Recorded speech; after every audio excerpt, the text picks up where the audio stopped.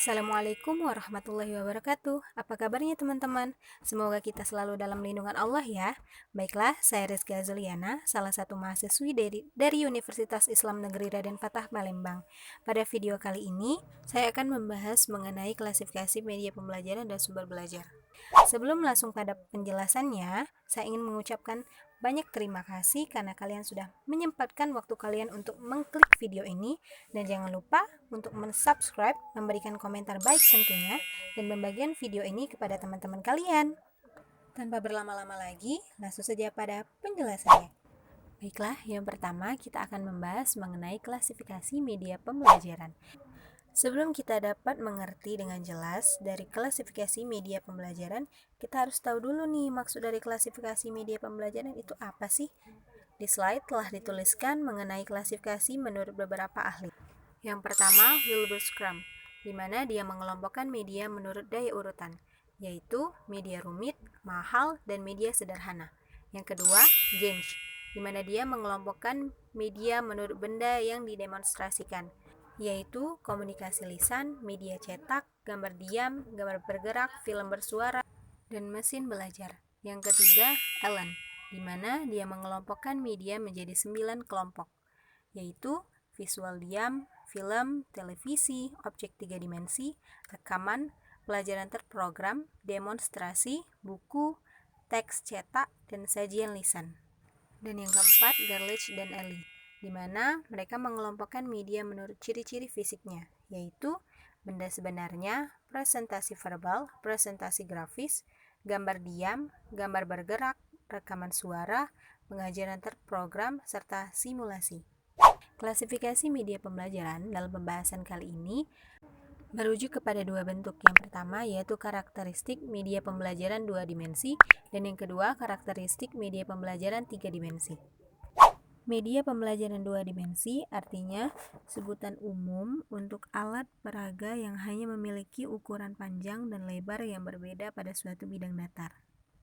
Dan adapun jenis-jenis dari karakteristik media pembelajaran 2 dimensi yaitu yang pertama, media grafis. Media grafis adalah suatu penyajian visual yang menggunakan titik-titik, garis-garis, gambar-gambar, tulisan-tulisan, ataupun simbol visual yang lain. Jenis yang kedua yaitu media bentuk papan. Media bentuk papan terbagi menjadi 4, yaitu papan tulis, papan tempel, papan flanel, dan papan. Dan yang ketiga yaitu media cetak. Jenis-jenis media cetak dalam hal ini terdiri dari buku pelajaran, surat kabar dan majalah, ensiklopedia, buku suplemen, dan pengajaran berprogram. Adapun karakteristik media pembelajaran 3 dimensi, yang pertama, specimen, yaitu benda-benda asli atau sebagian benda asli yang digunakan sebagai contoh. Kedua, peta timbul, yaitu peta yang dapat menunjukkan tinggi rendahnya permukaan bumi. Yang ketiga, widya wisata, belajar yang dilaksanakan melalui kunjungan ke suatu tempat di luar kelas, sebagai bagian integral dari seluruh kegiatan akademis. Yang keempat, boneka, yaitu boneka yang digunakan seperti badan tiruan dari bentuk manusia ataupun binatang. Dan yang kelima, media tiruan, yaitu dilakukan pada bahasa pokok tertentu yang tidak mungkin dilaksanakan secara langsung.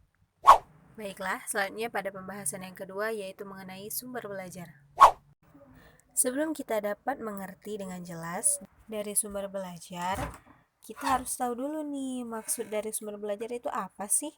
Di slide telah dituliskan mengenai sumber belajar menurut beberapa ahli. Yang pertama, menurut Edgar Dale, segala sesuatu yang dimanfaatkan untuk memfasilitasi belajar seseorang atau peserta didik. Yang kedua, rohani. Menurutnya, segala macam sumber yang ada di luar diri peserta didik yang memudahkan terjadinya proses belajar. Dan menurut H, semua sumber baik berupa data, orang, dan wujud tertentu yang dapat digunakan dalam belajar, baik secara terpisah maupun terkombinasi. Adapun bentuk-bentuk dari sumber belajar. Yang pertama, pesan, berupa informasi, bahan ajar, cerita rakyat, dongeng, hikayat, dan sebagainya. Yang kedua, orang, berupa guru, siswa, ahli, narasumber, tokoh masyarakat, dan sebagainya. Yang ketiga, bahan berupa film, slides, gambar, grafik, relief, candi, buku, transparansi, dan sebagainya. Yang keempat, alat atau perlengkapan berupa perangkat keras, komputer, radio, TV, VCD atau DVD, kamera, papan tulis, generator, mesin, alat listrik, dan sebagainya. Yang kelima, metode atau teknik berupa diskusi, gambar, pemecahan masalah, simulasi, permainan, diskusi, debat, talk show, dan sebagainya. Dan yang keenam, lingkungan berupa ruang kelas, studio, perpustakaan, aula, taman, kebun, pasar, toko, museum, kantor, dan sebagainya. Sampailah pada pembahasan yang terakhir, yaitu manfaat sumber belajar. Adapun manfaat dari sumber belajar yang pertama, memberikan pengalaman belajar secara langsung dan konkret. Yang kedua, dapat memberikan informasi yang akurat dan terbaru. Yang ketiga, dapat memberi informasi positif dengan tepat. Dan yang terakhir, yang keempat, dapat merangsang bersikap, berpikir, serta berkembang lebih lanjut. Dan sebelum saya menutup video pembelajaran ini, ada 2 pertanyaan yang harus kalian jawab ya. Yang pertama, apakah kamu mendapatkan ilmunya?